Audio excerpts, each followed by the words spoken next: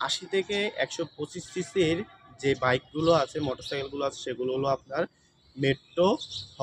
আর 135 থেকে 200 সিসি পর্যন্ত যে মোটরসাইকেলগুলো চলাচল করে সেগুলো হলো আপনার মেট্রো ল।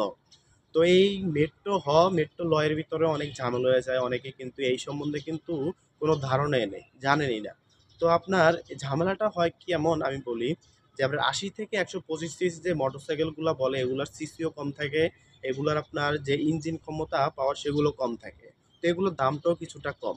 আর 135 থেকে 100 200 সিসি পর্যন্ত যত মোটরসাইকেল আছে সবগুলার কিন্তু আপনার যেই সিসিও বেশি, ইঞ্জিনের ধারণ ক্ষমতাও বেশি। তো এই মোটরসাইকেলগুলোর দামটাও কিন্তু একটু হাই লেভেলের থাকে।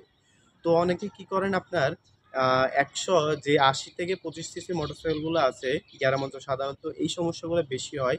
এই অপরাধগুলো বেশি হয়ে থাকে। গ্রামে থাকে আপনার দেখা যায় অনেক বোকা টাইপের মানুষ থাকে যারা আপনার একটা মোটরসাইকেল কেনার জন্য খুব পাগল হয়ে যায়। তো আপনার কিছু লোক আছে যে ৮০ থেকে যেই ১২৫ সিসি যে মোটরসাইকেলগুলো আছে এই সম্বন্ধে বোঝে।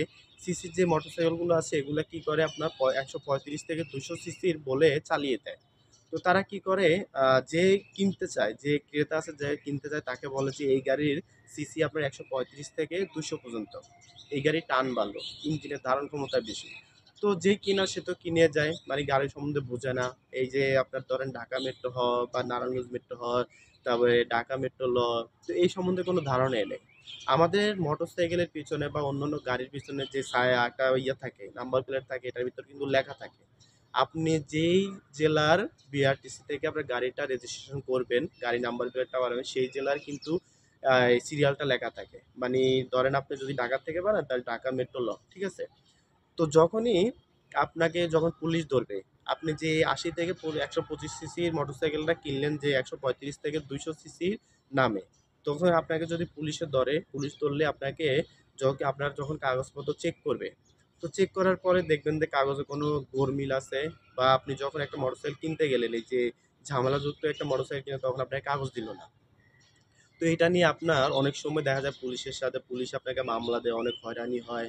তো আপনি কি করেন, যার কাছে মোটরসাইকেলটা কিনতে গেলেন তার কাছে গেলেন, যাওয়ার পরে বললেন যে ভাই এটা কি করলেন, আমি বুঝি না দেখে আমাকে ৮০ সিসির মোটরসাইকেল আপনি ধরিয়ে দিলেন ২০০ সিসি বলে।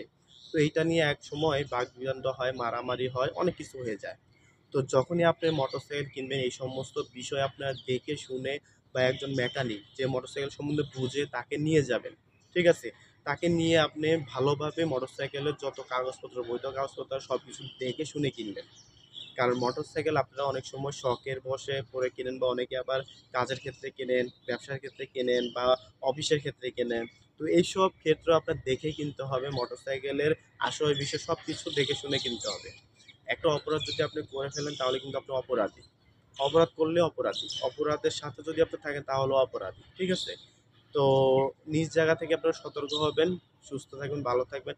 যারা এই বিষয়ে জানেন তারা তো জানেনই, আর যারা জানেন না তাদের মাঝে এই ভিডিও শেয়ার করে দিন। অজানা মানুষের অনেক উপকার হবে, তারাও জানবে। সাধারণত এই সমস্যাগুলো আপনার গ্রাম অঞ্চলে বেশি। তো গ্রামের যারা আছেন অবশ্যই এই ভিডিও শেয়ার করবেন।